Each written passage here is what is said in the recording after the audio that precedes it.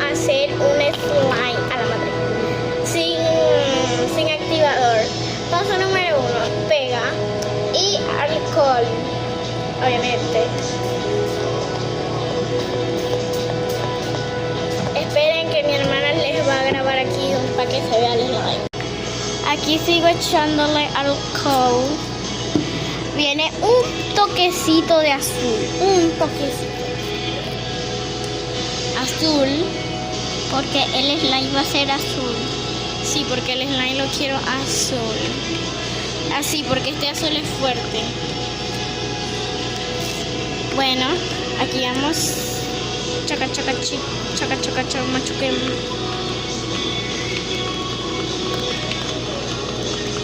Ah, ño, chiquito, chiquito. Se te está haciendo. Sí, ¿verdad? Así, yo les voy a poner unos detalles que no se los voy a enseñar aquí, pero sí se los enseño al final cuando esté listo. Ahorita vuelvo a lo que esté listo. Bueno, gente, yo le eché más pega y miren cómo quedó, se estira. Con la Tiene una guacaste, una guacaste. Grábame, que me vea yo. Ajá. Miren esto. Qué bonita. Me encanta. Es la innovativo. Para ver cómo te quedó.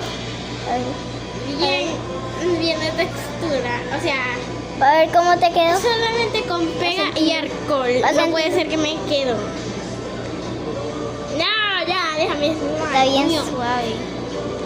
Bueno, así fue como quedó. Ya va. Así fue como quedó. Me gustó, ¿verdad? Esto fue lo único que le puse de adorno porque no quisieron. Miren esto. No, es el alcohol. Es puro alcohol. Miren, es alcohol, no es alcohol. Es alcohol. Alcohol, ven, alcohol.